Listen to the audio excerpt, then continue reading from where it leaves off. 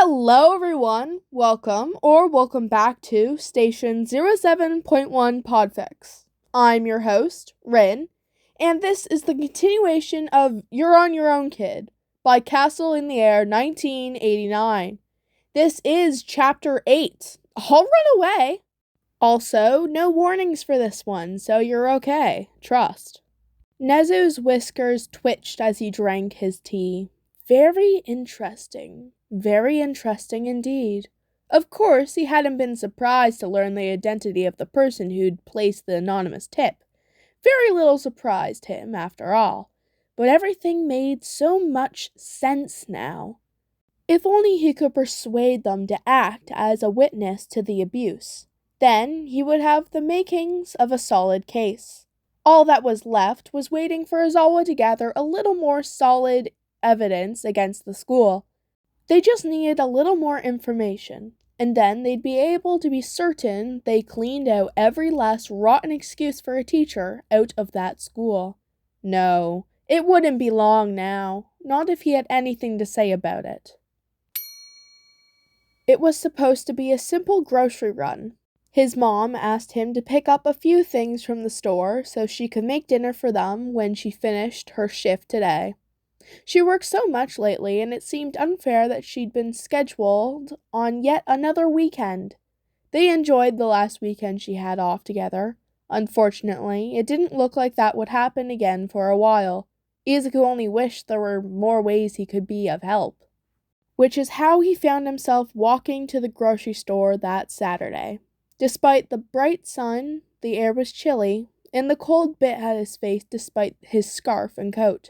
He buried his gloved hands in his coat, glad that the store was close to his apartment. Puffy clouds floated in a crystal sky overhead, and he breathed deeply, savoring the fresh air. The cold stung his lungs, and he shivered, burying his face deeper into his scarf and hastening his pace, anxious to get inside. He turned onto the street where the store was located, but just as he rounded the corner, he saw them. The group of teenagers had graduated from Eldora last year, and now attended a local high school. Izuku had been so relieved when they left. They were some of the crueler students, and had taken particular pleasure in tormenting him. He halted, slowly backing up, holding his breath, hoping they wouldn't notice him.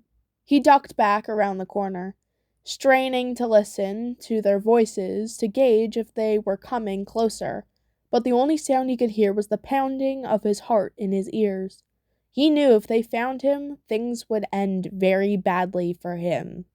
Heavy footsteps thudded on the concrete, and Izuku hastily backtracked. They were getting closer. Searching for a place to hide, he crouched behind a trash can, praying they wouldn't see him. They grew louder as they approached, and he froze, not wanting to do anything to give away his location. He scooted around the trash can as they passed by, trying to better hide himself. Their footsteps halted, and his heart dropped. Please just let them move on. He heard the group move closer, and he tensed his muscles, ready to bolt. The footsteps neared his hiding spot, and he knew they found him. He barely needed the confirmation of a mocking voice saying, "Hey look, it's Deku," before he fled. Lurching up from his cramped position behind the trash can, he took off down the sidewalk, running before they had the chance to grab him. Over the years, he learned to be fast. Years of running away from bullies had a way of making speed an essential skill. And he actually liked running in the right circumstances. When he ran, his worries melted away, and he could focus on keeping a rhythmic pace. Running away from people was different. It more resembled a terror-filled sprint than a relaxing jog. His lungs heaved as he darted away from his would-be attackers, trying desperately to draw in enough air. He couldn't give them a chance to catch him. He ran, wanting to put as much distance in between them as possible. His legs screamed with fatigue, but he kept going, darting down streets and around buildings. He didn't know where he was going, but it didn't matter. He couldn't go home, couldn't risk them finding out where he lived.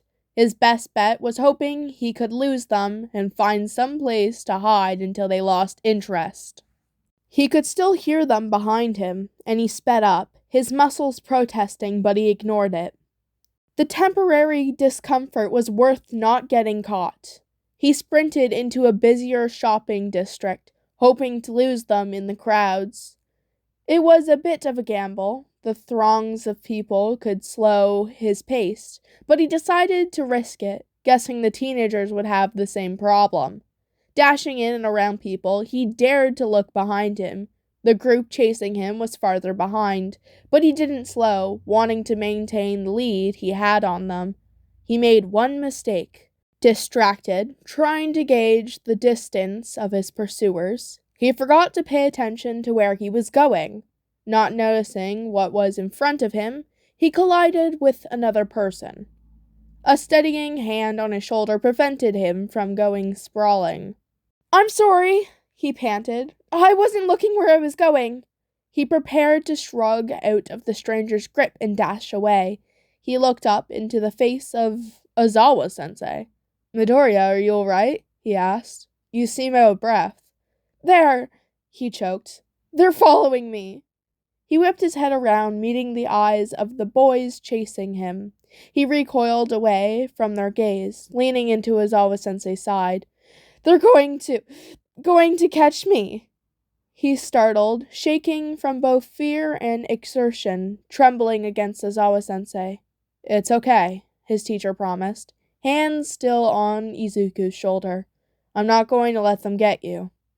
Sensei shifted in front of him, and Izuku shrank behind him, shoulders hitching up to meet his ears. Burying his face in the back of his sensei's shirt, he gripped it with both fists, as if holding on to him kept him from disappearing. It felt strange to be seeking comfort, seeking protection from a teacher. Teachers had never helped him before, but Izuku believed he could trust Ozawa-sensei. He'd stepped in between him and Okumura-sensei, and once again, Sensei stepped in front of Izuku to defend him. His heart still racing, pounding rapidly in his chest.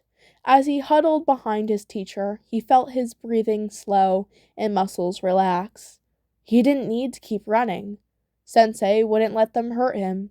He protected him before. He'd do it again. He would. Ch8 had been out with Hisashi, enjoying their rare day off together, a day when neither of them had to patrol and Hisashi wasn't busy at the station. When Midoriya came barreling into him, he reached out a hand to steady him, noting his ragged breathing and flushed face. He listened to his students' panicked stammering, following his gaze to a group of unpleasant-looking teenagers making their way toward him. Was there anywhere his kid could be safe? Concern flashed across Hisashi's eyes, his gaze darting from Ch8 to Midoriya to the people chasing him, then back to Ch8 again. He doubtless had realized that this Midoriya was the same Midoriya from Ch8's case, but he kept quiet, aware that any questions could wait. Without a second thought, Ch8 stepped in between Midoriya and his pursuers, glaring fiercely at them while activating his quirk. They stumbled, their smiles faltering, and they looked about, suddenly unsure. "Oh, not so tough now that you're not going after a lone kid half your size." Ch8 stared them down until they backed away, apparently deciding that taking on an unknown adult to be an unwise decision. Midoriya cowered behind Ch8, gripping the back of his shirt and burying his face into it. He could feel his student trembling against him as he watched to be sure the bullies walked away. "It's all right, kid. They're gone now," Ch8 informed him. Midoriya detached himself from Ch8's shirt, uncurling his fingers and taking a step back. "Thank you," he nodded jerkily. "It's no problem." Ch8 nodded his head in return. Midoriya's eyes landed on Hisashi. Noticing his presence for the first time, he eyed him nervously, suddenly aware that Ch8 wasn't alone. He took a half step closer to Ch8, clearly nervous around someone new. Ch8 supposed he should be grateful that Midoriya finally trusted him enough to protect him, but his heart ached at the thought that he still didn't feel safe. Wanting to make him feel more comfortable, he moved to introduce Hisashi to Midoriya. "Midoriya, this is my husband, Hisashi," he said, gesturing to his husband. It's nice to meet you." Midoriya bowed politely. "It's nice to meet you, kid. Sho's told me all about you." "He's talked about me?" Midoriya blinked in confusion. "Uh-huh," Hisashi grinned. "He won't stop talking about his favorite student." He was cut off by an elbow to the side by Ch8. Midoriya ducked his head, cheeks flushing red. Ch8 gave him a once-over, looked to see if he could spot injuries. He didn't see any, but the kid seemed to attract trouble. It wouldn't have surprised him if he managed to get hurt in some way. He was shaping up to be a real problem child, though through no fault of his own. "You're not hurt, are you?" Ch8 asked. "No, I ran before they could catch me, and then I found you." Midoriya beamed at him, his whole face lighting up. "Who were they?" he asked. He dragged one shoe along the ground. "Just some people who used to go to my school. They don't anymore, so you don't have to worry." The kid shouldn't be the one reassuring him. If anything, Ch8 found himself more worried for his safety. That doesn't make it better. "You shouldn't have to worry about getting jumped every time you leave your house." He frowned. "Does this kind of thing happen often?" "Not that often." Shrugging, he hummed thoughtfully. "Only about once or twice a month." He sighed. "That's not good, Midoriya. I can handle it." The corner of his mouth tugged down into a small grimace. "That's the way it's always been." "It shouldn't be. Let me walk you home," Ch8 offered. He could at least make sure he made it home in one piece. "You don't need to do that.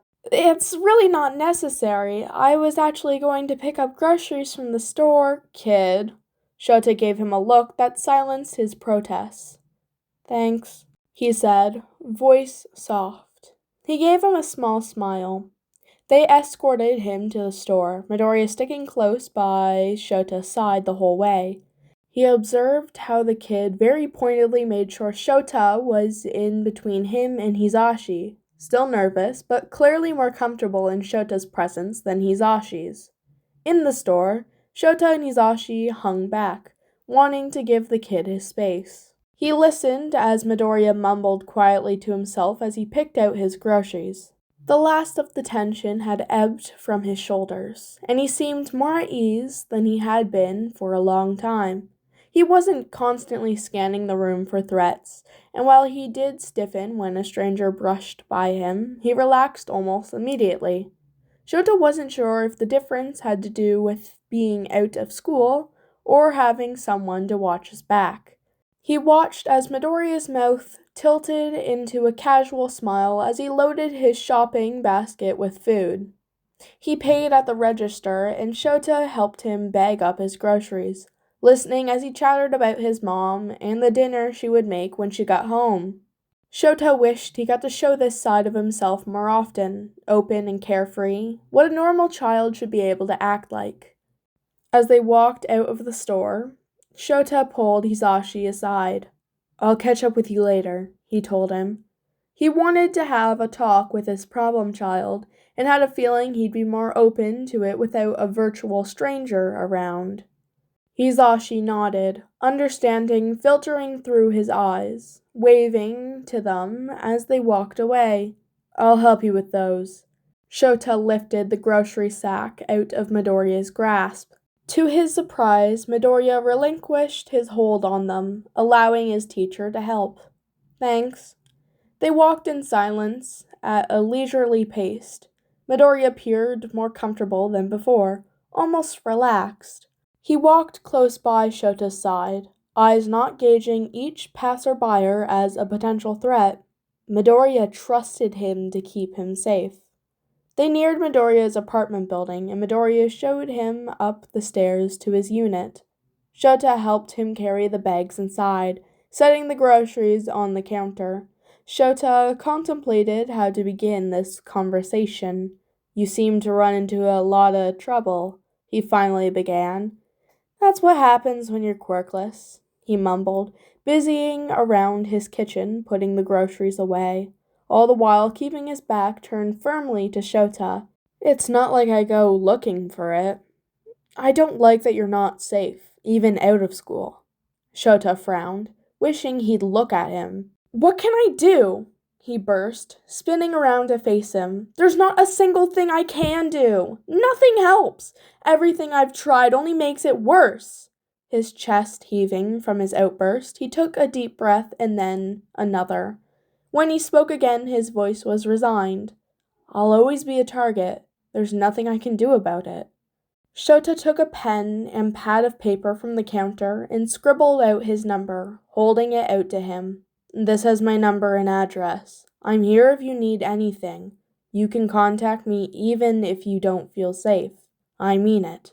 No matter what time it is, I'll help. He gave him a serious look. You need to tell your mom what happened today. She needs to be aware of what's going on. I'll tell her. I don't want her to worry, but I'll let her know. Midoriya reluctantly agreed, hesitantly accepting the paper and staring at it with wide eyes. They flickered up to Shota, scanning his face. Why are you doing this? Why do you keep doing this? Because you deserve to be safe. You deserve to have people you can count on to protect you. You're not worth any less because you don't have a quirk. To his horror, tears filled Midoriya's eyes and began to dribble down his cheeks. His shoulders shook with silent sobs. Shota stepped around the counter and put an arm around his shoulder. Midoriya leaned into his side, his crying slowly diminishing as Shota slowly rubbed his back. He straightened, calmer, and wiped his eyes with the edge of his sleeve. Do you mean it? He whispered. Would you really help, even if it's me? I promise I will. He let his hand rest on the boy's soft curls. Midoriya relaxed at his touch, letting out a small sigh. Whenever you need me, kid, I'll be there. And this is Chapter 8. Also, I based my cover art off of this chapter, where Ozawa is giving Midoriya the little note that has his number and address on it. Yeah, that is what I drew. Also, thank you so much for 100 subscribers. I know that's not a lot, at least so I've been told, but I'm really grateful, and if you've enjoyed, don't forget to tune in next time. This was Station 07.1 Podfix.